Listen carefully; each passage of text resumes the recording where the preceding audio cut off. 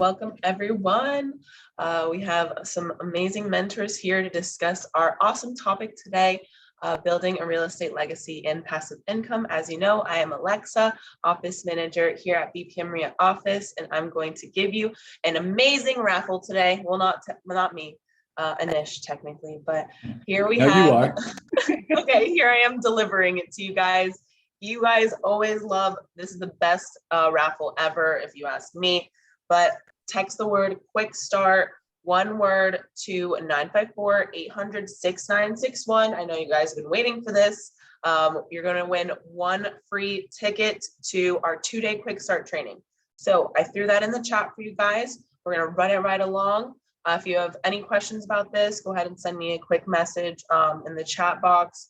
But go ahead and text the word quick start, one word, guys, to 954-800-6961, and you could be a lucky winner. All righty, some upcoming events. As I've been telling you guys, we are going hard in this month of July. So I don't know if you need to take a screenshot or just go to our website right now and register for all of these. Make yourself a note to register for every single one of these events right now. We have some free webinars coming up. We have another one this week with Paul Regan at Flipper Loans. We have Cama Plan coming in next week. Next week's a big week, guys. So get your calendars out, take note. We have a free in-person event over at the Wyndham in Boca Raton. It's going to be a really great. And there goes me trying to silence my phone. Sorry, I just punched it. They're already registered. They're already, hey, Alexa, sign me up. That's seriously what happens. You guys call me literally right away because I know you guys have been waiting for these in-person events for a long time. So we will be in the Boca area, Palm Beach County, July 20th, 5:30 to 8:30, networking and an educational seminar. As you guys know, all of this information is on the website, but even though this is free, you're going to want to RSVP for this. There's limited seating. It's going to be a fantastic event. I put a lot of effort and planning into this one, and so did all of our mentors and DREA group that we're going to be collaborating with. So RSVP for this, limited seating. It's going to be fantastic if you're in the Boca area or just north, west, all the above. So come out for that one. It's going to be phenomenal. And there's going to be some secret goodies. You're going to definitely want to come to that one. Same with this one. As you guys know, we've been doing some different stuff here. So this free webinar, Tax Horror Stories, it's going to be a little bit crazy. So we did one of these a couple weeks ago, and we're doing another one, but a tax version. So free webinar, it's going to be cool. And then another in-person event. This one is going to be in the Pompano Beach area, so Broward County. Anyone east, Broward, all the above, come out for the free in-person workshop. I know I have a lot of students on here. You already have full access to this, to the mentors and then all this information. So this may not be, the best workshop for you, but anyone who wants to come meet our mentors. This is a sponsored event by us in Flipper Loans, 10 a.m. to 1 p.m. It's going to be a workshop, getting just nitty gritty, answering questions, just getting into it. And you're also going to want to RSVP for this one on our website as well. We have limited seating for these in-person events. So go ahead, go to the website right now. I threw the link in the chat for you guys. And don't miss out on any of these events. They're going to all be awesome. Okay, guys, as you know, I will always send you a text the morning of to remind you that we have a webinar or event that day. So my favorite way to keep up with the events is you go ahead and opt in for our text service to remind you, text BPM REIA to 954-800-6961, and I'll throw that in the chat for you guys so we can keep on moving. All right, as you know, we just released our new Bootcamp Dates. I know some of you are asking me, why is this so, so far away? We have so many events, guys. We would make it sooner if we could. This is worth the wait, I promise you. And this is what we're going to be raffling one seat off today. This is going to be a virtual online workshop, training, 2 full days. This is not going to be a webinar. This is going to be a meeting, cameras on, mics on. We're getting, very much into it all day with Anish. We have 4 amazing guest speakers. You are not going to want to miss it. I'm going to put the link in the chat for you guys because I know a lot of you in here have attended, but there's some of you that have not and are also interested in the mentoring and coaching. And this is going to be the best place for you to get to know us 2 full days with us. All right. As you know, members get in free for in-person networking events. They get discounts to our special seminars and workshops, both online and in person. They get the entire National RIA benefit package, discounts to Home Depot, Arkin Insurance, Rent Perfect, Avis, Budget, so many more. If you have any questions about being a member, go ahead and respond to this poll. I will reach out to you and give you a call. I know you guys are awesome at responding to these polls. Thank you so much for all your responses. They also have, guest privileges. So there's so many things that go into a membership. We have, memberships available for our business owners. So if you have any questions about a membership, go ahead and respond to the poll. I put the link in the chat for you guys so you can get your membership right now, or go ahead and share it with somebody who doesn't have a membership and that would benefit from that. So let me know if you have any questions, and I'll put my email in the chat for you guys in just a second if you want to email me directly. Thank you guys for responding to the poll. All righty, one-on-one coaching and mentoring. We do have one-on-one coaching and mentoring available here at BPM RIA. We have 2 of our amazing mentors on here today that are going to dive into, things that we learn in our mentoring program and just very, very important topics. So if you have not had the opportunity to have a free consultation with one of them or Anish, go ahead and put your response in the poll. We do have the opportunity to schedule a 15-minute discovery call so I can get you more detailed information, what's included, the pricing, what's going on in your program, like how does it work? So go ahead, make the discovery call, and then you actually are able to have a 1-hour free consultation with a mentor. If that's going to be something that you're interested in, you let me know and we can work together. Thank you guys so much for responding to this poll. Thank you. And this is my direct line that's in here. And my email, I said I would put it in the chat, and it's in the chat for you guys. So let me know if you have any questions, or go ahead and book that discovery call right now. Thank you guys for responding to the poll. You guys are the best. All righty. Thank you so much for being on here today, everybody. And thank you for your consistency throughout this month of July. I'm so excited to meet more of you in person and just continue seeing you guys and just networking and having a great time this summer. And always want to thank National RIA and most of all, Anish and Taryn that are on here today. So I'm going to stop sharing my screen so we can get into this, and I'll be looking out for a winner for today's raffle. So as you guys know, if you have any questions for our speakers, put the questions in the Q&A box in the bottom of Zoom. If you have any comments or responses for the speakers, you can go ahead and put that in the chat box, but we don't want to miss those questions. So make sure those questions get over to the Q&A section and we'll dive into those. All right, guys, thank you.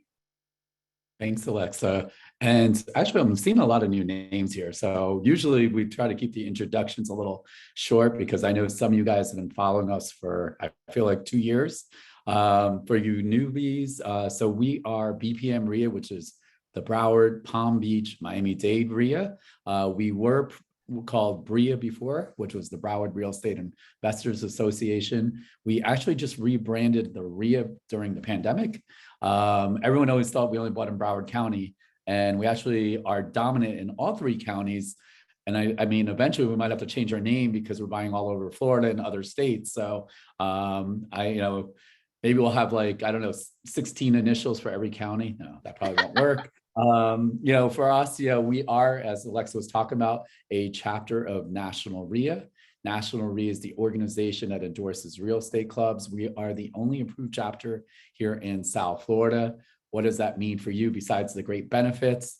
They actually check on me, meaning they do background checks, they do criminal checks, they check our finances. We have to go through compliance every year to make sure we are doing the right thing. So there are a lot of great RIAs out there. I kind of always joke about it. There's some good ones and some bad ones locally, or I shouldn't even say good or bad. I'd say challenged is probably what I would say. But, what you'll realize, it's comfortable to be with us because they do that research. My personal background, I am from New Jersey. I was born in India, like first generation, but I'm really more of a Jersey boy when it really comes down to it. I have a degree in finance. Some of you guys have probably all heard of the Rich Dad, Poor Dad books with Robert Kiyosaki. Changed my life in like mid 2000s. I realized my dad was poor dad and I was on the path of being poor dad. And, I had to really kind of shake it up. Started my own mortgage company, started killing it from 2003 to about 2008 until something big happened. You old timers know what I'm talking about when something big happened, meaning the Great Depression. And I literally went from millions of dollars of net worth, 28 properties plus in 3 different cities, high end, low end, to getting wiped out. And I didn't want to go back to corporate America. I've spent over $50,000 on a national program on learning how to flip houses. Good information. The problem was the mentor was in Utah, did not know South Florida at all. So that was a little bit of a challenge too.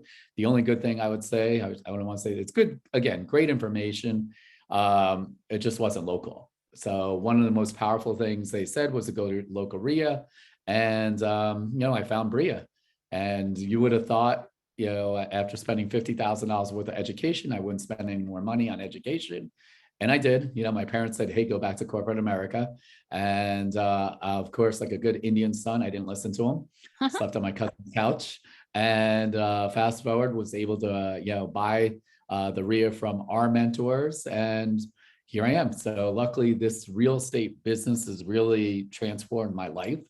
I'm really getting to do the things I really wanted to with traveling around the world with my wife, and really getting to help out family, and even got to buy my parents a house too. So that's my quick version. Also, I'm still a licensed real estate agent since 2002. I'm also a licensed mortgage person. That was like a quick 2-3 minute stuff to digest on that portion. And then also I have Taryn here, who's not only a mentor, a friend, and we've been through a lot. And I'll let her introduce herself too. I'm not sure how I follow all that, but my name's Taryn. I got into real estate investing shortly after I got divorced, and I was facing that kind of decision of like, do I stay in my job and live within my means, or do I find a way of making more money? And that's how real estate came about. And currently, I have one of the largest woman wholesaling Facebook groups in the country. It's got over 26,000 women. Prior to the pandemic, we were running meetings in about 10 different cities. We let that go after the pandemic, and we're looking at getting it back running sometime later this year. And, I love real estate because I get to help people. There's a lot of challenges, and I like to problem solve. Anish and I, when the pandemic hit, we were like, okay, well, what's going to happen with the market?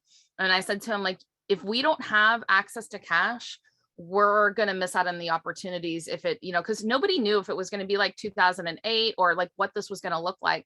So we decided to open our own hedge fund. And so we're partners in that with our other partner, Jason.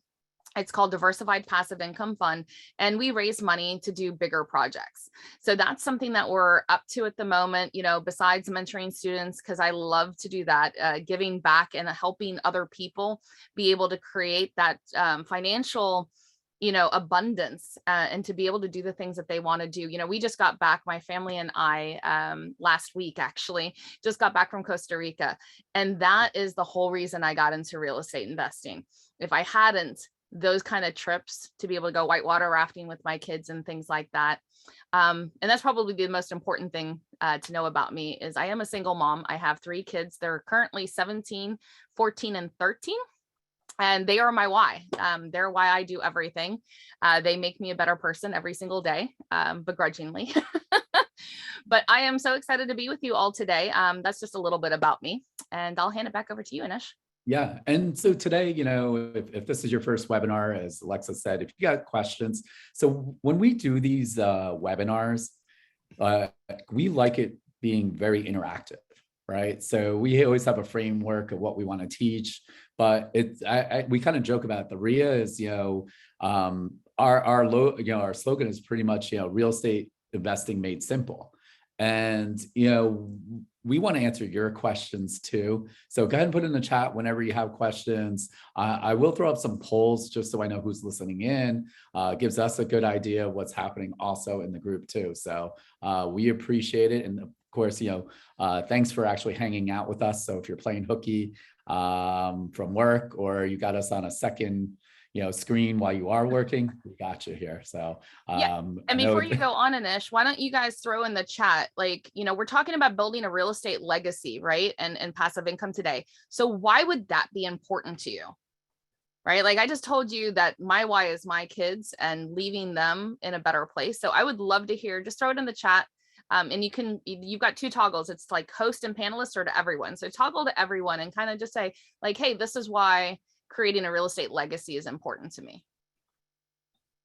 Go ahead. Yeah. So yeah, while you go ahead and put it in the chat, we'll go ahead and kind of get started. Give me one quick second. Too many screens open, and that's what happens always in our faces, right? So the question really becomes, right, is what are the ways to generate income through real estate? How do you actually generate income? What are some of the things, right, you can do? What ways, as a real estate investor. So we're always kind of curious on that too. And remember, guys, if you get a chance, put it in the chat, your Q&As. I do see some questions in the chat. And there's a few ways, right? You could be an active investor or a passive investor, right? Or a deal maker.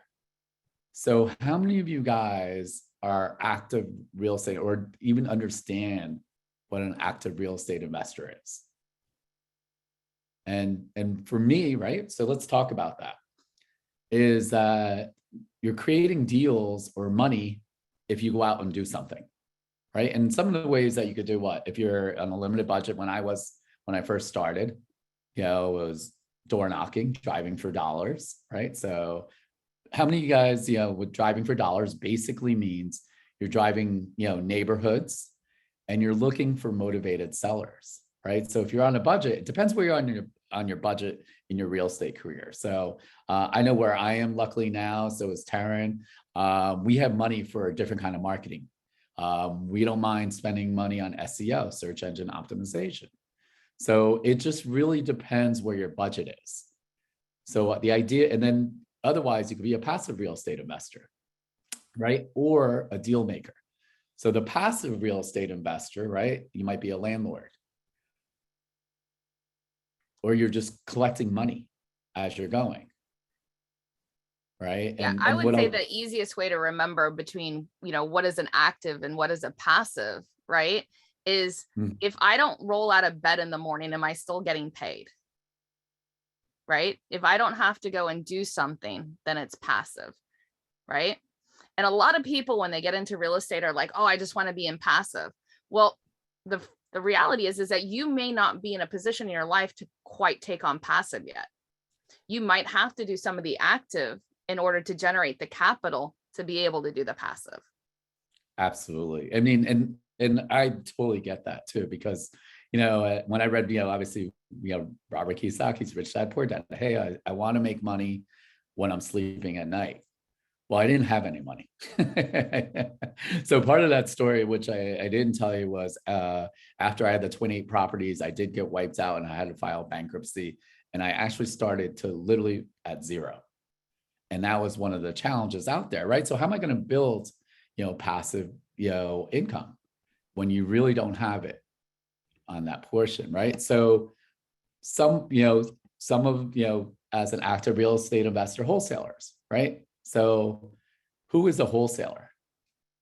Guys, what is wholesaling? Again, I know we have some experienced people, we have some newbies, right? So how do you define wholesaling? And throw that in the chat, guys. Yep. And don't text and drive for Michael.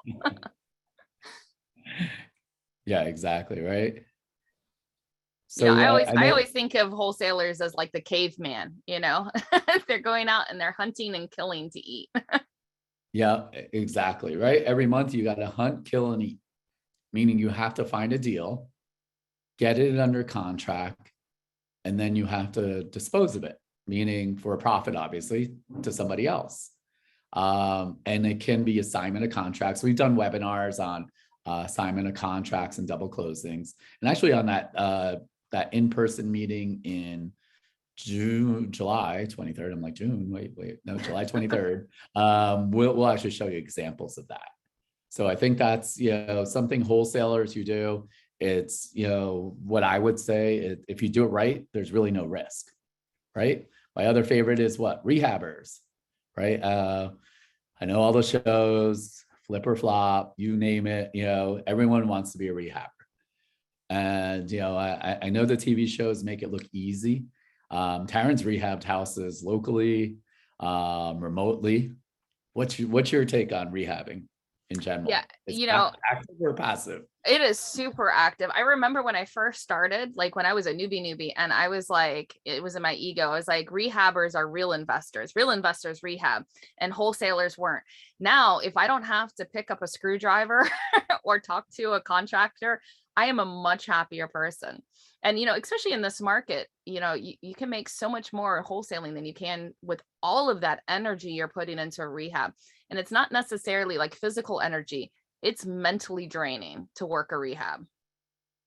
Absolutely. And so, there's nothing, actually we sell to a lot of rehabbers. I've rehabbed a lot of houses over the years. Actually, and like now that I think about it, back in 2005, 6, I was always rehabbing and then either keeping them or I was, fixing and selling them. I had no idea about wholesaling. It sounds kind of funny, especially this day and age. You got to remember back 2004 or 5 or 6, I think YouTube's just started 2004. It's nowhere what it is like today. The social media world was totally different. I think I want to say there was only maybe 1 or 2 TV shows back then about rehabbing. Or wholesaling, I should, in general. So it really was a different end of it. And I thought that's the way to make money, and again, we sell to a lot of rehabbers we have in our network, and they're really good at it, on that end of it. But they don't know how to acquire. Yeah, but they don't know how to acquire deals, right? Or they don't have the bandwidth. Let me rephrase that. Meaning they're not knocking on doors. They're not, doing mailers on that end of it because they're focused and that's their niche too, right? What about creative financing deals, right? So one of those things, when it comes to creative financing, you have to be active, meaning it doesn't just happen by accident. You're basically out there putting different deal structures. And when we're talking about creative financing, Taryn loves that. Yeah, like I'm okay with it. But I think I just like making more money than she does in general. So I could do any of the 3. I could do any of the 3. But it is pretty interesting. I don't know if some of you guys were on the Saturday workshop with Maria Giordano or earlier in the week. Her whole workshop was about creative financing deals. So you have to be, and that, again, it doesn't just happen magically. That's what it's about when it's active. You have to go out there and deal structure. So that's another thing in your tool belt that you would need. And I'm just going to answer Michael quickly. He threw in like, how do you rehab remotely? The simple answer to that, Michael, is that you have to build relationships, solid relationships on the ground in the area that you're working, because you're not there to oversee. So like the one that I did was we partnered up with a realtor that was local on the ground, and we gave them the listing and he helped us manage the project. And that worked out really well. So just wanted to answer that really quickly. Absolutely. And so the other last one that, as an active, and of course there's more, we're just kind of hitting the top points, is the buy and hold investor looking to add to the portfolio. So you're still searching to add. So it's, if you're already happy with your portfolio, that's going to be passive. But if you're saying, hey, I want to add another few more units, what I could also add underneath that, like a little subgroup would be, especially with all the short-term rentals, right? So now everyone, especially here in South Florida, we've actually done webinars. What we've seen in general as the state of Florida, short-term rentals are making 2.5 times more than regular rentals. That's just what the numbers are. Overall, again, depends on market, or area, depends on the size of the home. But overall, that's, again, being an active investor, where it doesn't just happen. I mean, that was a great way that you put it, Taryn. If you have to wake up and do something, then you're active on that portion. So I think that's really, so that's what we would define as active. So passive investor, right? So let's kind of talk about that, right? Landlord, right? You could be a residential or commercial. And including in that passive, what I'm going to call is like, if you're not managing it yourself. So I have a 5-unit building. I don't manage it. I don't touch it. I just see the checks come in. I literally do nothing about it. So I am truly passive when it comes to that, right? So, and again, it could be residential, it'd be commercial. You're just collecting checks on that portion. So I think that's always a good example. And I would say that it depends how you landlord, right? There's a lot of people that'll go and they'll pick up a property and they don't put management in place. Well, you've just turned that asset into an active income. I have a rental up in Virginia Beach. The only thing that I do active is send checks if something goes wrong. Otherwise it drops $600 into my account every single month and I don't have to do anything. I don't deal with, phone calls or anything like that. So I do think, while we are saying that these are, areas of active or passive, depending how you put it together, you could actually shift it into the other side. And I think that that's one of the biggest mistakes that investors make to save a buck. Yeah, it's again, like, and I totally agree with you, because, if you want to put in a chat, if you're a landlord, how many of you guys manage it yourself? Just kind of curious on that portion. Years ago, I used to do that, and I was like, yeah, I'm good. Meaning, it always seems like the wrong time, like the AC's out or the water heater or something. So, and God bless the people that can. What I can tell you, though, that what does happen, and that becomes a challenge, is if you're trying to scale. It's okay if you have 3 or 4, maybe, right? Maybe that's your bandwidth. Maybe you're really good. Maybe it's 7 or 8. Maybe it's in the same street. Maybe it's in the same building, or it is a building. That's a little bit different. You start adding, 20, 30, or 40 doors, and you're all around, the city or the counties, it's going to change, right? So now you are no longer passive versus active. Again, I just want to be really clear. There's no right or wrong on this. So some people really like managing and dealing with people. I don't know who you are, but good luck. It just sounds like a nightmare to me. So it's just, but some people, I have a friend that she manages, her 3 buildings, likes it, but that's her full-time job. So she's got a heartbeat, on really what's happening. She's had some bad experience with management in the past too. So the other one that we are talking about is crowdfunding or REITs, right? So whether you've heard of some companies like Fundrise, the REITs are, you could basically, publicly traded companies, and their assets are in real estate. So you're still in the real estate game, but you're not really, you're not buying, you're not selling, you have really no say in what's happening. So that's a little bit different. You just kind of put your money in and you kind of roll with it too. So some of the things that we do, that's a little bit of challenging too, because they are SEC, it's through the SEC. So you'll hear, I don't know, the easiest way, hey, we think we're going to get this kind of return based on these projects, and it's not. right? Or, it's just like, you really have no say, right? Or, you're 0.001% of, their portfolio. Okay, what are you going to do, right? Yeah, but you do have some liquidity because you could sell it on the open market, your shares. The other thing is, notes, right? So what are we talking about? Notes, mortgage notes, or, there's a whole secondary market where you can buy and sell notes. You can buy them in your retirement account. You can buy them in your personal account. You could buy performing or non-performing, performing or non-performing notes.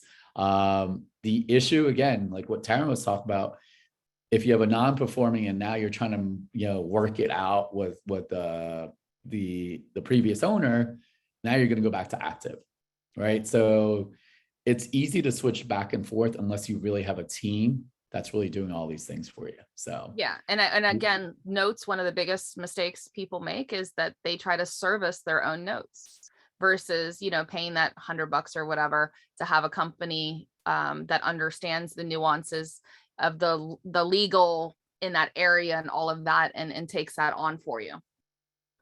Yep. And the other example we use is a private lender, right? Where you actually, you're funding real estate deals. It could be local, it could be around the country, and it's collateralized with real estate, right? You give X amount to somebody, they're going to either pay you points or just an interest rate. Loan to value be a little bit different, and you collect your payments monthly. It is a lot more complicated. I'm simplifying it like unbelievably. There's some laws also if you have too many, if you're lending on too many properties, you're going to have to be licensed as a lender. Also, you have to really know the properties. You have to know the investor. We've seen some horror stories where, hey, I'm going to get this, or lien position, their second lien or third lien, and they didn't know. And they're saying, hey, I got X amounts, and now they're in a lawsuit and they're not going to get paid. And now it's no longer passive. It's now an active investor with an attorney. Now you're paying some other things out there. So I think it's just a very different niche, but if you do it right, and I've done actually all four of those. Actually, I haven't really done the crowdfunding, but I've done the other three, and it was truly passive because I really had the right team in there. So I haven't really done the crowdfunding or the REITs on that portion. So again, these are just some basic examples of passive income, right? So what do we consider a deal maker? Joint ventures. What do you think a joint venture means? Right. So I know we're using different terminology around here for different, joint venture. We do them all the time. So one of the things, yeah. So one of the things that we actually do, right, at BPM RIA, we have a massive cash buyers list. It's been building for 20 plus years, and we're constantly adding buyers. And first it was just the 3 counties. Now we got the state. Now we're in different markets like Louisiana, Georgia. I think we have some buyers in Alabama, Taryn, right? Where else are we picking up? Georgia, Louisiana, Alabama. I've got some in Virginia. Where else do we have? North Carolina. So the idea is, right, you get something under contract and you say, well, I know it's a good deal, but crap, I don't know anyone. I only have a certain time for an inspection period. So, we call and you put limited money down, right? You still have to put a deposit to get it under contract, depending on the state or where you're at. Yes, you could put $10 down to basically get something under contract. What I'm going to tell you in South Florida, it's going to be a little bit difficult to put $10 or $100 down. But maybe in other markets, you could actually do that. And now you work with somebody to get the deal done on that portion, right? So that's what we call a deal maker. Yeah. Right. So that's, I would also say, like with a joint venture, you're working with somebody. There's a lot of people think that it has to be 50-50. A joint venture is just where 2 people are coming together and they're bringing different things. So it might be you're bringing the deal and the other person's bringing the experience, or the person has the deal and you're bringing the money. and it doesn't have to be 50-50. It depends what's negotiated. So that's something that I've often seen in my Facebook group where people are like, oh, I'm bringing the buyer, it has to be 50-50. Well, no, it doesn't, because if they don't need your buyer, you'll be lucky to get maybe 20% of the deal or 5K on top of the deal or something like that. So I just wanted to put that out there. There's a lot of different ways. And that's what it called about being a deal maker is like, this is where negotiations really come in. What is the best deal that you can negotiate and have it a win-win for both parties? Yep, absolutely. And to give you an example, so one of our other mentors, Harry and Victoria, had a deal that we just recently closed, and they were happy about, X amount. I think it was about 350 or whatever the number was. And we were able to send it out on our list. And, we had a lot of interest in it. And Taryn is a master negotiator. And the funny part was we got an extra, you're going to have to 18. maybe correct me, I don't know, $18,000 for us. And we got Harry, an extra 7 or 10,000. Yeah, we got him an extra 7 on top of what he was already asking. Yep. Yeah, so and I think he made 80 or 87 on that one. Yeah, he made 87,000. I remember that part. And you're the one that negotiated the extra 18. I only had another buyer at 10. So when he says I'm a master negotiator, and this is still beating me. It's all relative, right? I said, hey, and we kind of joke about it within, and you'll start learning as you start moving through your investment career. When you have a buyer and you're going in negotiations, and Tara and I did a negotiation webinar in the past, but one of the things is I kind of joked about it is like, that's an $8,000 call, right? Yeah. So I'm not doing anything else but listening for different things, and for the years of different negotiating that we've done, we made an extra $8,000, and the total was again an extra $18,000 for us. We've never been to the property. Our person that we joint ventured, which happened to be another mentor, he got an extra $7,000, and he didn't have to deal with anything. So that's what we call being a deal maker, right? So it is active, it does fall into it, but it's a little bit different. We're not knocking on doors, we're not cold calling, we're not doing mailers. We're using our expertise. Taryn was talking about fund managers, right? So that is true. I forgot that, given our background, that, oh yeah, by the way, during the pandemic, we started a real estate hedge fund in the meantime for bigger projects. And it's the same thing, right? What are these, you see all these big fund managers, Wall Street, billions of dollars, and a lot of time they don't have their own money in the actual deal, but they know how to put deals together. They know how to raise money. They see the opportunity, value add, or to properties. So that's a deal maker, right? And power of leverage. Before we move on to the power of leverage, we didn't put the funds on the passive side. So there's a lot of different ways to use these type of things. We're fund managers, but if you were looking for passive income, you can invest in a fund or a real estate fund, right? Depending how it's set up and whether or not, like I know ours is completely passive for people that invest in it. And there's others that you will get a little bit of money now and you'll have more of an upside and things like that. So you want to know how it works, but it is a way of investing more passively without having to learn the expertise of putting it together, right? Jim Rohn, who is one of my favorite motivational speakers, and if you don't know who he is, look him up on YouTube. The hair from the 80s is great that are in the audience. But one of the things that he says is that you get paid for the value you bring to the hour, right? So just being on this webinar, for instance, you're starting to learn new ideas that are going to help you get paid more because you're now bringing more value to the hour when you're putting deals together, right? So I just wanted to throw that in there. No, excellent point. I mean, the idea and this kind of falls in the power of leverage, right? So us owning the RIA, being part of the RIA, I am definitely not a contractor expert. I am definitely not, an insurance expert. There's a lot of things I'm not an expert on, title, but we have, a massive network, from title companies, flooring people, insurance, a lot of different moves that you could do. And, the idea is you don't have to know everything, and some of you guys are newbies getting into real estate. you could leverage us, right? We're buyers. We have a massive network. We might joint venture with you. The key is you really want to, as you start growing your business, is start using other, I don't want, that sounds terrible the way I'm going to say it, use other people or services to leverage that you trust, right? Yeah. So I would say, like, you're not using them, you're helping them win it, what they do. Right. Like, for instance, Carl is a contractor. When I bring him in on my deals, I'm helping him win at his business by giving him more business as a contractor and letting him do what he's an expert at. Right.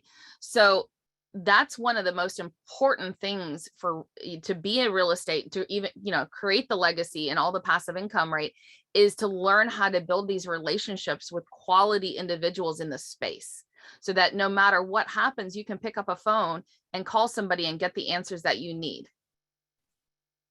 Absolutely.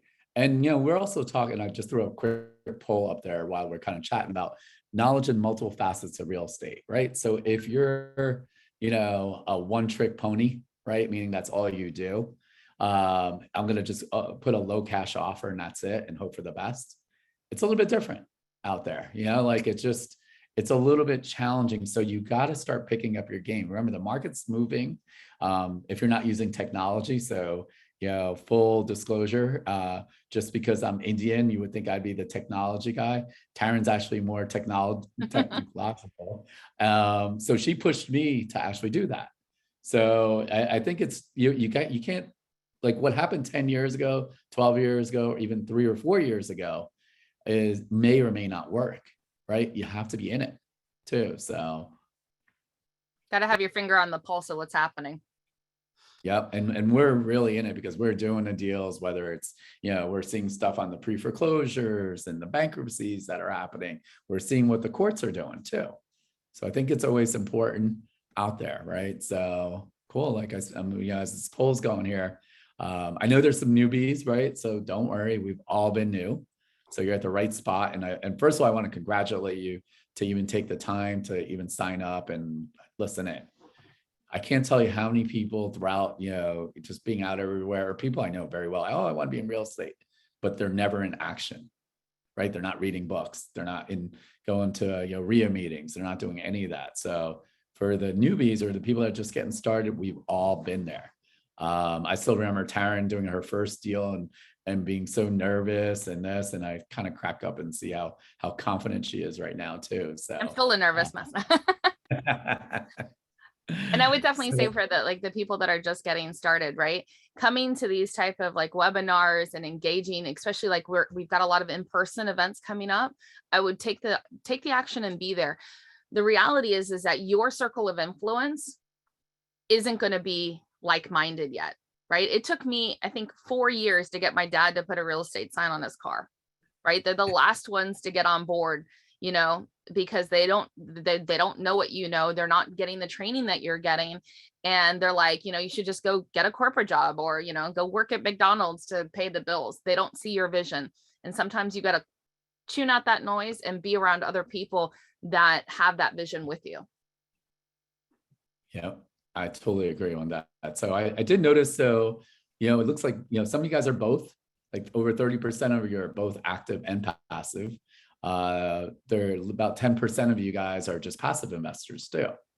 So, and usually most of the passive investors, they're either, retired or, they've set themselves up pretty well on that portion too. So, right. So one of the things, how do you leave a real estate legacy? And I'm going to kind of, if we're actually talking about, where your income's coming, I'm going to put another poll, kind of just a follow-up poll on that, about where you're generating most of your income. So it gives us a good idea. And I'm kidding on that last one. I was trying to make it funny rather than not say about the illegal activities that you're making your income on. Fair enough. I'm just kidding, by the way. So everyone's always so serious too. So I'm like, all right, I'm just going to put some. It always sounds funny when I'm putting the poll together, but not really. Some people are like, okay, that's not fun. And don't worry, whoever put they'd rather not say, I don't know who you are, so you're safe. So the poll is anonymous. So yeah, it looks like a lot of you guys are, on the webinar are more active investors versus passive too. So, and then, there's a few people that are, you're not really making any income. Maybe you're between jobs. Maybe there's something happening. It's okay, right? Like as you start learning these things, you could get something under contract and you'll have income too. So it's okay. Again, we're here to see where you guys are at on that portion. So how do you leave a real estate legacy? Go ahead and put in the chat. Or what is a real estate legacy? Let's, Yeah, what comes or- to mind when you hear real estate legacy? it's funny because I all the time when I ask, newbies and this, I'm like, why are you doing this? I want to leave a legacy. Okay. What kind?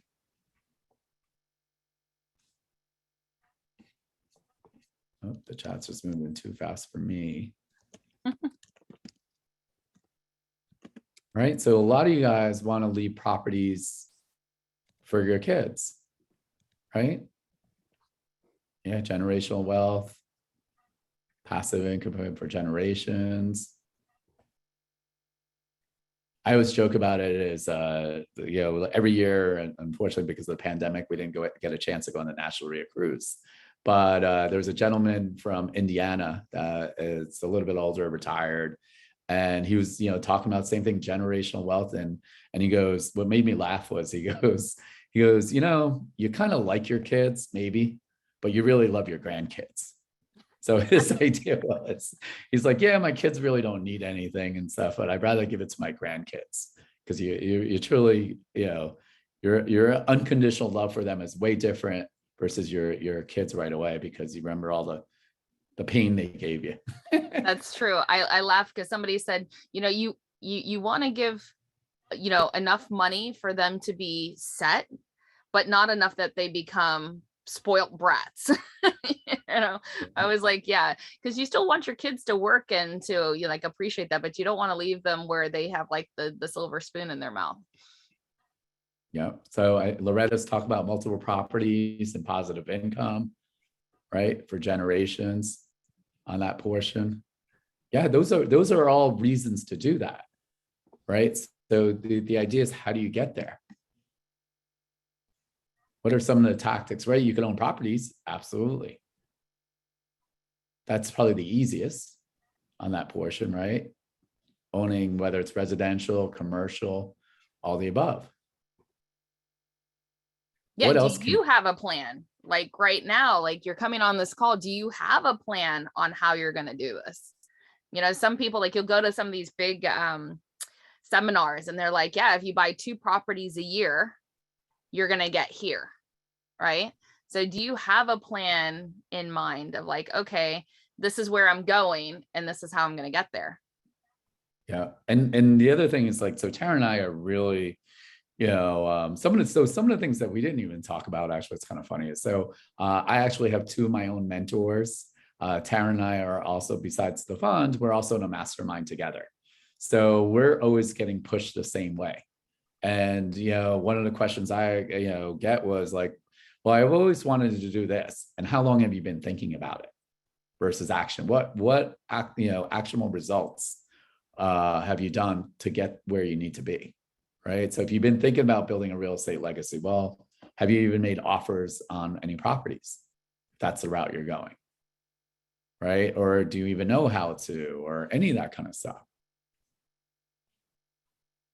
So there's a few ways that you could actually, do that, right? And actually, Camel Plan is speaking next Tuesday, actually, I think. And Carl Fisher is actually one of my mentors. He's actually going to talk about how to use your IRA or retirement vehicles to leave a legacy.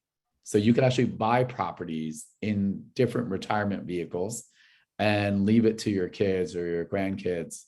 If you do it right, there's no tax implications. So it's pretty cool. And for me, I was like, whoa, I didn't even realize that you could do that. I was like, what do you mean with retirement accounts? You could, use self-directed, HSA accounts.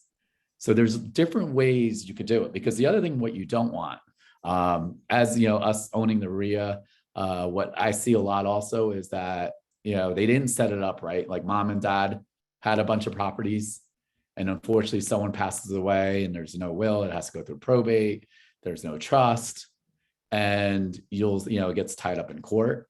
We've seen that a lot of times. We've seen, especially if there's multiple siblings, that they're forced to sell. So they don't have a plan. And you got to start building a plan as you're starting to build assets, if you really want to leave a legacy. Otherwise, you're going to, the easiest way I could say is you're going to be caught with your pants down, meaning you're going to be in some trouble. And it's in all that hard work that you did, it's not going to go anywhere. Definitely. And I would definitely say, like, if you want to reach your goals, you have to have a goal first, right? A lot of people get into real estate and they're like, I just need an extra $2,000, an extra 10,000, and they're working forward. But you have a why. And I saw at the beginning, a lot of you put into the chat, like, you want time, freedom, it's for your kids and things like that. Well, what does that look like in 5 or 10 years? And then how can you back into it to make the moves now? And the other thing, when you're building a real estate legacy, there's 2 things that really start to eat away at what you're creating, right? The first one is taxes. So a lot of things that we're going to talk about are how to either tax defer or invest where the tax implications not going to impact what you're building, right? So like the self-directed IRAs, it's a good vehicle because you can offset taxes, right? The other thing that would hit your funds, which is being talked about a lot right now, is inflation. Right? How do you protect your own money from inflation? Right? And how do you do it responsibly? One of the best ways to offset inflation is to use somebody else's money. But if you remember back in 2008, or if you were around back then, people were over leveraging their properties. And so when the market dived and there was no access to cash and they couldn't refinance because ARMs were, adjustable rate mortgages were going up, they lost their properties. So how do you add leverage to properties to offset inflation at a level that isn't going to get, like, the risk isn't going to be higher than the reward? So those are a couple of things that you look at when you're creating these ideas. And that's why real estate is such a phenomenal asset class to help you build generational wealth, because it does those things for you. You can offset taxes, you can offset inflation, and have this income producing portfolio that your kids can inherit down the line. Yep. And what especially good point about the inflation, right? Real estate, is a good leverage point against inflation because rents go up also. And what Taryn, it's a big nugget, using other people's money. The best example is, think of your major banks, right? Inflation's happening. Are they really worried? Not really. Guess what they're doing? They're using other people's money. They're using your money in the savings account, your CDs, your money market. They're using money from the Fed. So they are actually pushing all that inflation to us, the consumer. And you got to know that, right? Because, and some basic, I guess, definitions of inflation, right? The easiest way I could tell you is $1 is not, worth the same it was even 2 months ago. If you're talking 8 or 9%, it's the buying power.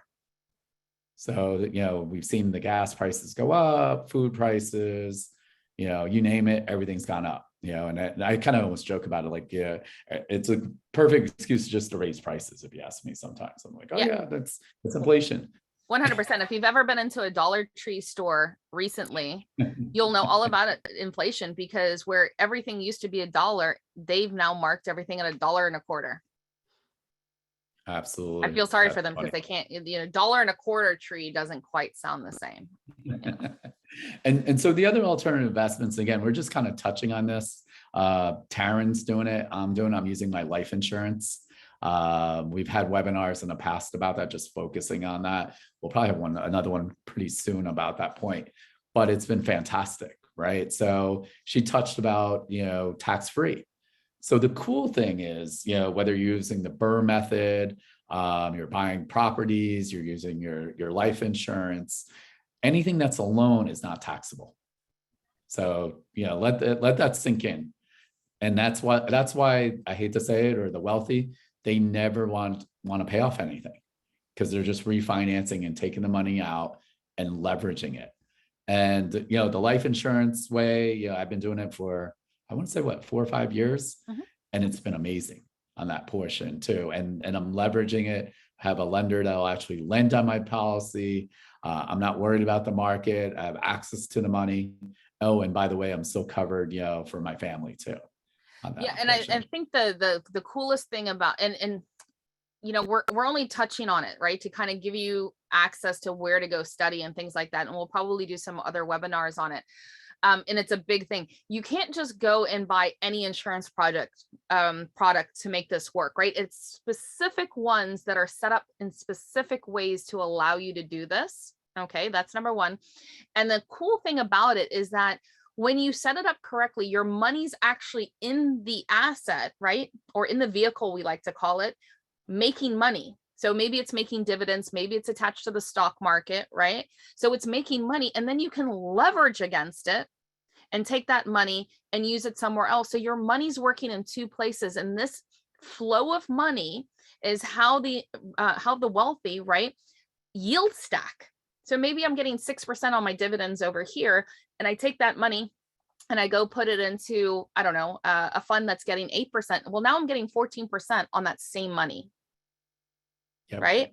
And when you start to see how this movement of money works, it'll blow your mind, because a lot of you sitting there, you may not have 2 quarters to rub together right now, or maybe you've just gotten a couple of deals in the real estate space, and you're like, okay, I've just picked up my first rental property, but it still seems to be like having generational wealth, or having, passive income that would let me retire and I wouldn't have to work, is still 40 years away for you.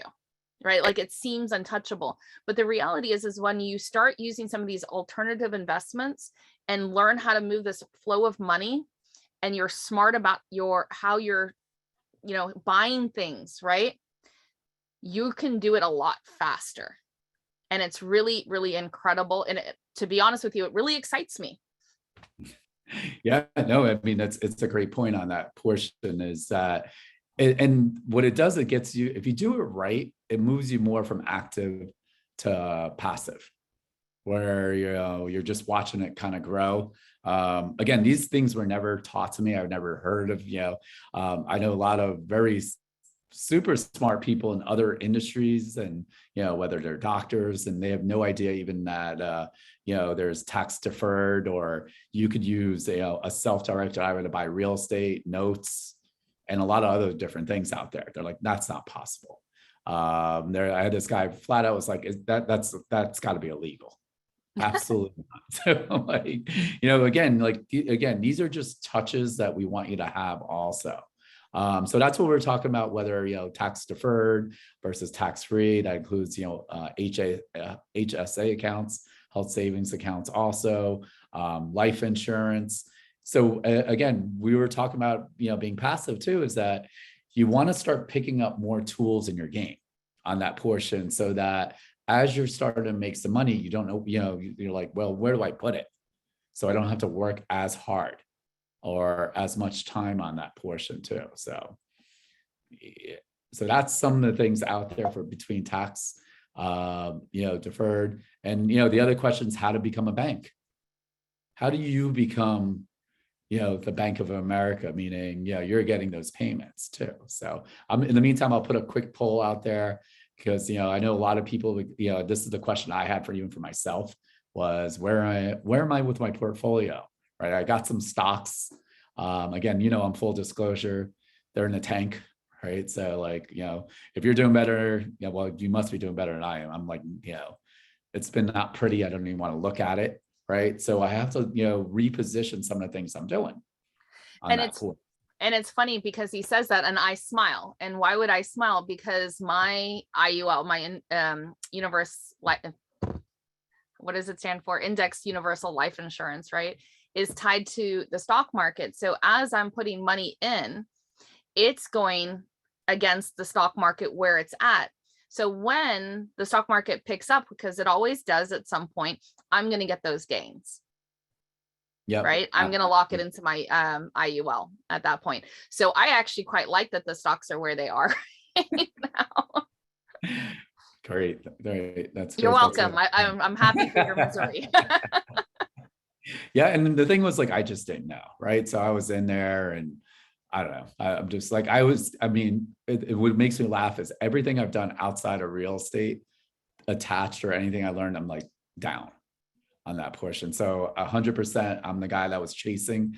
And my new rule is I'm not chasing after, the new shiny object in general. It just doesn't work for me, stresses me out on that portion. When we're talking about becoming the bank, right? Some of you guys are landlords and maybe you guys want to liquidate, right? So there's a lot of different ways where you become the bank, where, seller financing, super popular, or it's rent to own. There's a lot of different ways where you're just collecting. We are actually looking, Tara and I are looking for more properties to add to make it a win-win, where instead of me using the cash, using hard money or any of those things, I rather pay you. Right. So we rather give you the money. Common sense stuff, obviously, it has to cash flow for us. It's got to make sense. We're okay with like repairs and all that other good stuff if we need to. But if you now just want to make payment, or receive payments, I should say, collateralized with real estate, we've done that. We've done subject to. I know Taryn was talking about a house in Virginia. Subject to, we literally took over the mortgage. Or she took over the mortgage, and I think you actually gave some money to the sell. No, okay. At the time it was a very tight deal, and then the market just exploded and turned into like a home run deal. Absolutely. Yeah. But I mean, it depends what it is, right? And so the subject to, when we buy those, if your house is not in good condition, we're going to put money into the property to make it livable, rentable, all the above. So I know in your deal, you had to put some money in to get those rents. And I knew the seller was happy. Yeah. So a lot of times, about 20K in. Yeah. So, I mean, it's a good way to take advantage of receiving money. So we see that all the time, because what a lot of times what people don't understand is that, hey, if I just sell it, now there's a big tax burden, right? If you're older and you're retired, you're used to that, $600 a month or $700, whatever the number is, versus now you get a chunk of money and now it's going to set off a tax event. And then you don't know what you're going to do with the money. That's what cracks me up. That's the other end of it. So like, well, I sold it, I'm good. Now, where do I park my money? Right. That's not going to be being eaten away by inflation. Right. Right. People are like, well, I'll just leave it in my bank account. Well, you're not making any money on it. And then what you're not thinking about is the longer it sits in your checking account or your savings account, it's actually losing money. Right. So you'll always see with the wealthy that they're looking at the velocity of money. They want the money to move from one place to the other. And so that's one of the things, even if you're speaking to somebody, you're looking at a deal and the seller, that's a question to ask them. Like, what are you doing with the cash afterwards? Because they may not know what they're going to do with it. And then you can creatively structure the deal that actually solves a problem they didn't know that they actually had. Correct. 100%. And so like, I see a lot of you guys, I put this poll up, some of you guys are, looks like a lot of you guys are looking to reposition, right? Almost 67% of you. Wow. So I know the feeling, so that's why I put it out there. So it makes me feel better. Right. And again, like, you don't want to feel bad about yourself like I did. I mean, I'm again, I'm being upfront. Like, I was like, oh, how did this happen? I should have sold, right? Like I should have sold. I was up this much and this happened. And, so now I'm in the long run. And again, I liquidated some of the things that I was in bad positions and really going over where I'm at financially. If anything, the pandemic, for me, again, personally, I started taking the time to work on my own stuff. I was like kind of too busy being busy, if that makes sense, or being an active investor in the mastermind, which was funny. Like when I did a self-check, I would say right now, I would say, 90% of my income is active versus, it's only 10% passive. And I'm trying to switch that. So, again, you guys start taking these steps. I know a lot of you guys, and that that are happy looking for different options. One is to invest in a fund. So I'm going to have actually Alexa, she's going to put our link for our website. If you're interested in investing in our fund, we're paying a flat interest rate. It's secured by real estate all the way through. And talk to us. I mean, we invested our own money in there. As we're looking for bigger projects down the road, it's going to be a little bit different, and we're going to make sure we take care of our people that invested with us first to give them the option on what they want to do. So, Yeah. the other end of it, I see a few of you guys are actually, looking ready to liquidate some of your properties. Again, give us a call on that too, right? We will let you know. We want to make it a win-win. It's got to make sense for everybody. Condition doesn't matter. Yeah, we want to make sure on that portion. And then again, the tax-free strategies. We do have Camel Plan coming up too. They're going to talk about tax-free, equity trust too. I mean, a ton of great knowledge. You could ask me. I mean, I have no problem telling you what I'm doing. That portion, if you want to use, life insurance, we literally have all those vehicles for you that we would love to help you out on too. So I think that's just kind of an important aspect of it. And I would also say, like, if you've missed some of our previous webinars and things like that, if you go to our YouTube channel and go back, you're going to see for self-directed IRAs, you're going to see stuff on utilizing your insurance policies, right? Like how to set that up properly so that you can do some of these things. Today's idea is to have you start to look at the pieces that you may be missing.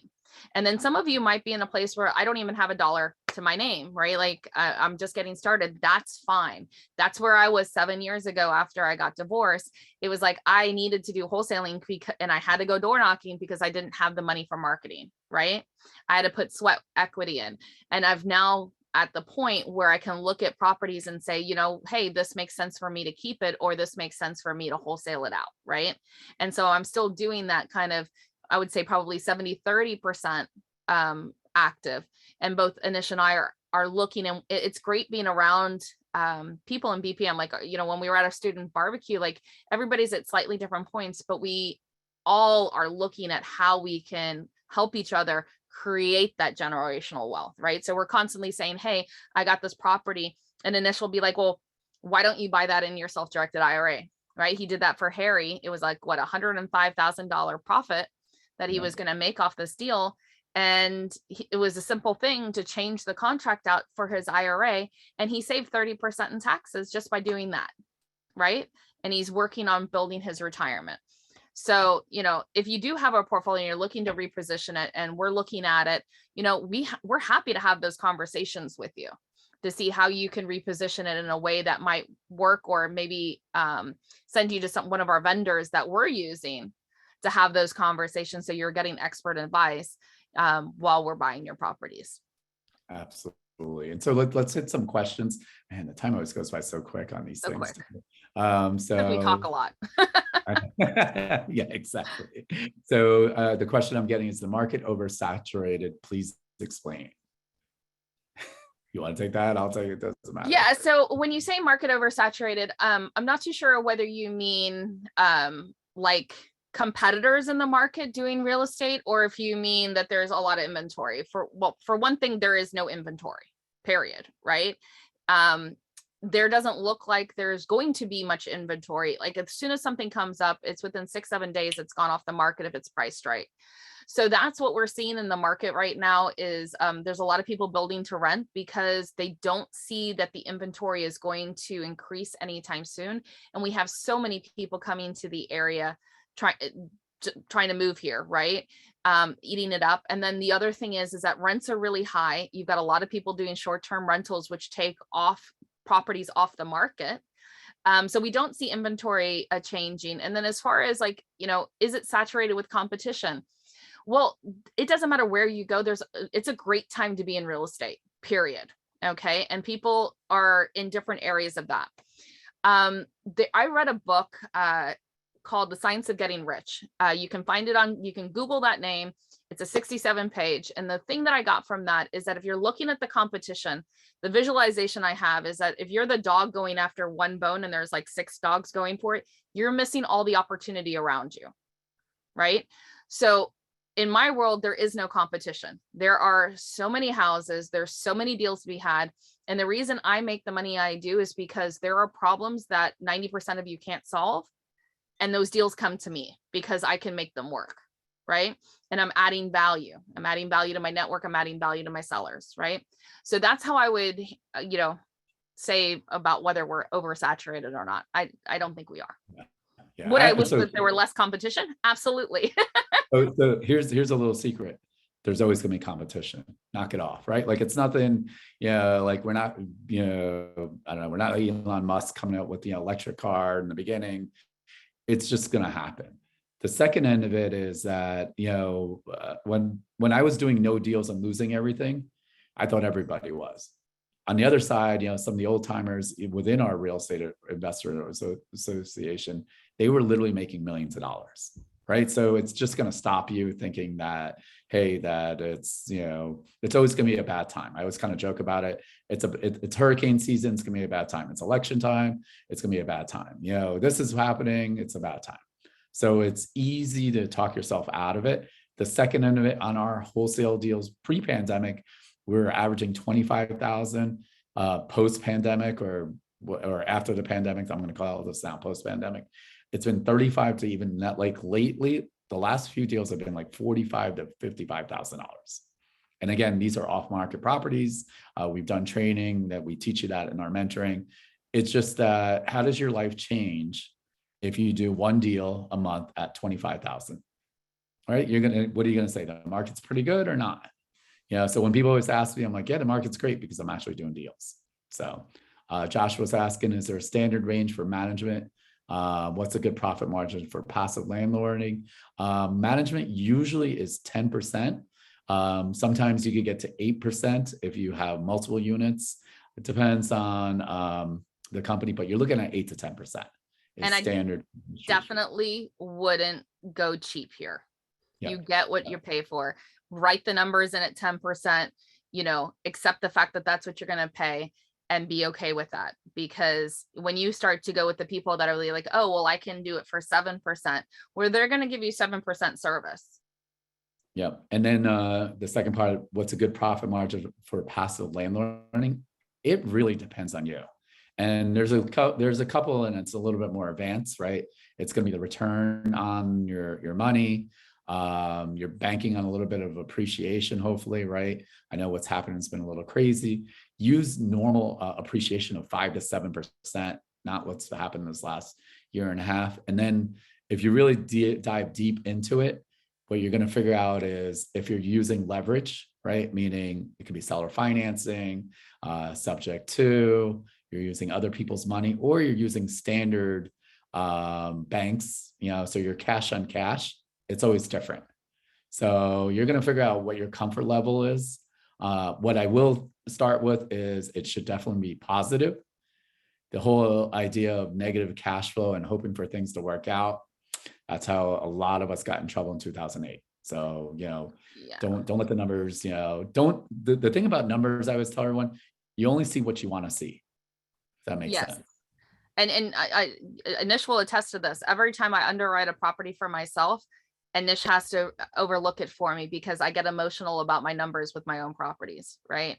And I will also say that, it also depends where you are in your life. If you're 25 and you can take on bigger risks, you might decide that that's something that you're going to play for long term. If like me, I've got kids, I'm going to be a lot more conservative when I underwrite. I only underwrite 3% appreciation, but I'm looking for a minimum of $300 a door. And, like the property in Virginia Beach right now, I could cash out refinance.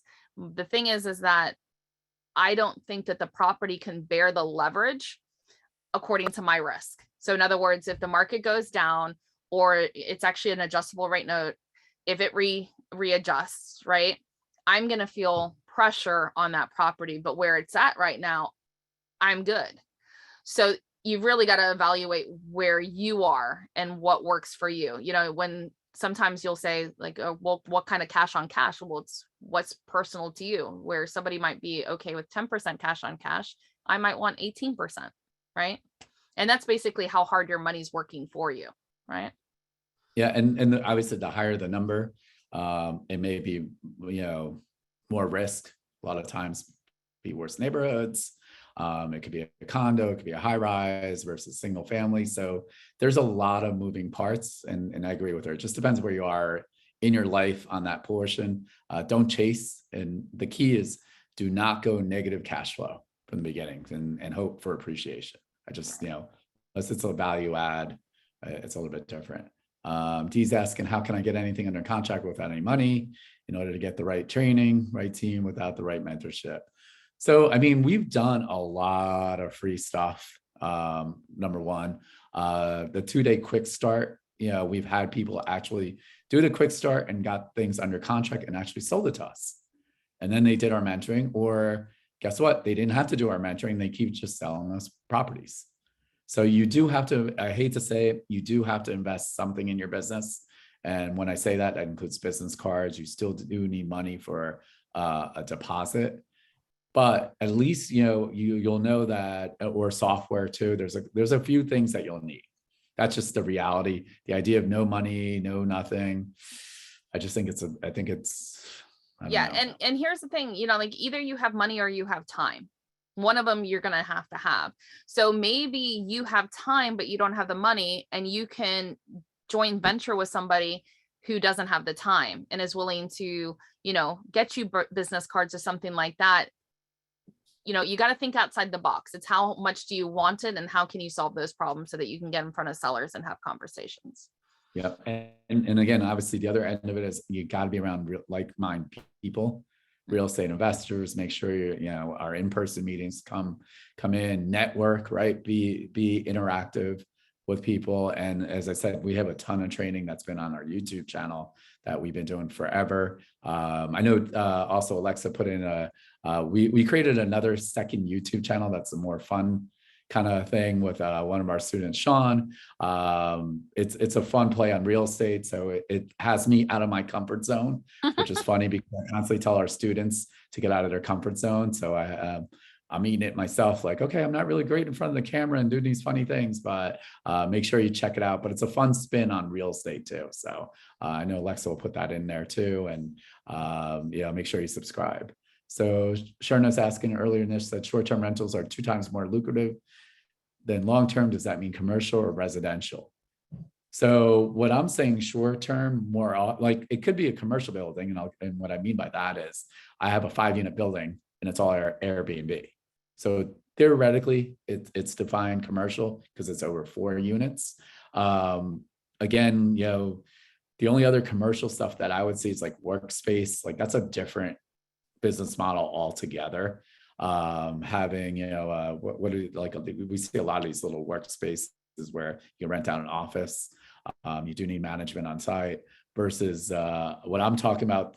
The general numbers were all residential when I was saying 2x or 2.5 times really. So good question. Let's see. What marketing tactics are working today? Robert's asking. I'll let you grab that one. Yeah, I mean, the way I look at marketing, right, is like it's a wave, and you want to be at the tip of the wave doing things that nobody else is before the rest of the competition, if you will, comes into it. So if you look right now and you see what, individuals are doing across the country, most of them are cold calling. Why? Because they can stay behind a phone. It's less uncomfortable. They can hit a lot more numbers, but a lot of people aren't going door knocking, right? Because they have to go out of their house. They have to actually take some active measures. So the fastest path, door knocking, is definitely working to get properties and build those relationships. Cold calling and text messaging, I'd stay away from. There's a lot of legislation that's coming down the works with it. So, we know a couple of people that built their entire business around text messaging and lost it overnight because they were no longer able to text message. Okay. I'm not saying that you can't do it on a one-to-one, but I would say steer clear of like blasting. Cold callings is a numbers game. If you like getting yelled at, I mean, this morning I wasn't cold calling, I was talking to somebody else, but I got called all kinds of names this morning. It was like, this is exactly how I wanted to start my Tuesday. If you've got thick skin and handle that, then cold calling may be the way to go, but it is definitely a numbers game. And then if you've got money to throw into marketing, what's working is Google paid ads and direct mail. But you have to put a lot of money into it, and it has to be something consistent. We acquire properties. We don't do that much direct mail, and we don't do Google paid ads. It's just a personal choice, because you do have to put a lot of money out there. If you do it consistently, you'll see the returns coming back. Because Anish and myself and some of the other mentors, like what we do really well is build relationships. So we like to get referrals. That is kind of your goal when you're in this business. When you're first starting out, you're going to have to, I like to say, like, shake hands and kiss babies by going door knocking, speaking to people in your circle of influence, putting posts on Facebook. Hey, this is what I'm up to. And then you want to get to a point where you become the real estate expert and people are sending you deals. Absolutely. I mean, I concur pretty much with all that stuff. And I've had a door knock, cold call. I've done it. Luckily, where we're at, again, this is not overnight. I had no money. I was sleeping on my cousin's couch. I borrowed money for a deposit. So we've been there on that portion. But as you start building your business, again, we're using the power of leverage, building relationships. We get, exactly what she's talking about. Referrals, all the above too. So, what was the name of the book, Taryn? Someone's asking. It was called The Science of Getting Rich. I forget who the author is, but The Science of Getting Rich. Science of Getting Rich. Okay. And have we ever started a fund before? The ups and downs of it. This is our first fund, but our partner, Sharif Medawar, who's actually spoken at our meetings over the years and is a personal friend of ours, actually has two funds. And his original fund started Big Stiff in 2009. I want to say. 2009. 2009. Yeah, so 2015. Yep. So he's one of our partners. We're a co-sponsor with him. So his fund's well over a little over $100 million in assets. So in the other end of it, he is one of my mentors too. So we're in good hands and confident. So even though it's our first fund, we're pretty excited and teaming up with him too. So absolutely. And Josh was asking, is an IUL a timely investment in a downturn equity market today? Perhaps hold cash now and borrow against the IUL and invest in real estate if prices shift and inventory shifts up. So an IUL is a timely investment, full stop. Doesn't matter if it's downturning, not turning, and whatever. And it's not just IULs, right? There are other products like whole life, variable life. Depends how they're set up and what you're trying to achieve. I happen to like the model of the IUL based on what I'm trying to do and the strategies that I'm working on. That being said, the life insurance is probably one of the best kept secrets, that 95% of people don't know about, to build generational wealth. So yeah, and it's, maybe you're moving that money that you have into a life insurance policy, you're loaning against it, but maybe you're loaning against it not to buy real estate because the market's super high. Maybe you're borrowing against it to put it into another asset class that's kicking off returns, right? So the IUL is just a vehicle to help you stack. We have people that are putting it into the IUL and then loaning against it and putting it in the fund, right? Because the fund's giving a fixed interest. And right now, trying to get a rental property that's giving you 6 or 8% is very difficult right now, especially if you're buying in South Florida. I think they're buying at like a 4% cap rate right now, if you're lucky. That's one of the reasons why I own outside of South Florida area, because I can get better returns in really decent areas. So yeah, definitely look into it, do your research with it. We'll see, maybe we can get Greg Boots on Anish one day. Or I have some, if you guys email me, I know I have a personal friend of mine that's actually doing all this good stuff too. So Oh yeah, of on course. IUL. So just email me, Anisha at BPM and I'll connect you with her. Again, we're using this strategy. I'm mad I didn't know about this strategy years ago, 2008. There's a couple of things, right? So mistakes I made, right, was I never bought anything in a self-directed IRA in 2005, 6, 7, 8. It would have been asset protected against bankruptcy. So I would have still owned them and they would have been free and clear and, would have changed my net worth quickly. Same thing with life insurance. I didn't have any of that, right? So IULs, whole life, and it just didn't make it. Actually, you know what? I should take that back. I actually had a variable life afterwards, and the problem was I couldn't borrow against it. So what Taryn was talking about is just because you have this insurance or whatnot, you really need to be with an expert that understands it, and they have to understand what your goals are. Yeah. So sometimes, like if they're not doing it and they're not real estate people or they're not working with real estate clients, it's a little bit different.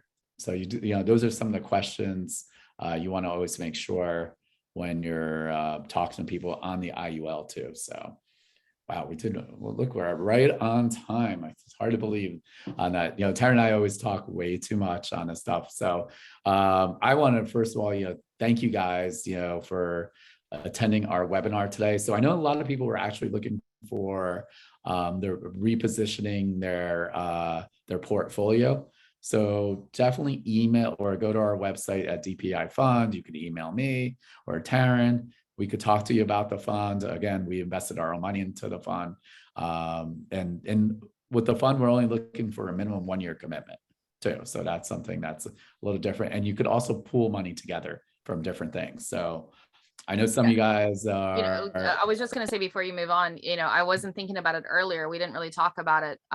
But if you are repositioning your portfolio, a lot of the times you'll do a 1031 exchange. But in this market, one of the biggest problems is what are you exchanging into that's not overpriced? And so we can actually do a 1031 exchange into the fund to offset that. So if it is a decent sized portfolio and things like that, and that's something that's kind of there for you, we can explain how that would work and see if it's a fit. Yeah. And if you have no idea what a 1031 is and all that other good stuff, don't worry. You got questions on that portion. We're here to help you.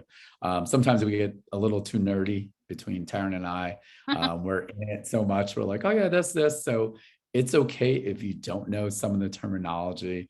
And so you can email us, or you think you have, something that may work. We talked about coaching, right? So some of the things as local mentors, we're actually investors too. If you're interested in our coaching program, we did put that poll up there earlier. With the coaching program, I put up 100% of the money for the deals. Taryn's actually one of the mentors. We have 3 sets of mentors besides myself. The cool thing is we really put our money where our mouth is. So we're willing to go out to the properties or send someone on our team. Maybe it's an inspection. I'm willing to pay for the inspections, appraisals. If the deal doesn't go through, I will eat those expenses. I don't want to trip over dollars to pick up pennies. It's pretty, and we only take a limited amount of students too. So we give you unlimited access to us, meaning phone calls, emails. My business plan, right? I am for profit. One of the things I always joke about, a guy from Jersey, if any of you guys are from up north, we are the people that are going to tell you how it is. We're not going to chase after you to sign up in our coaching program. Ask me all the tough questions.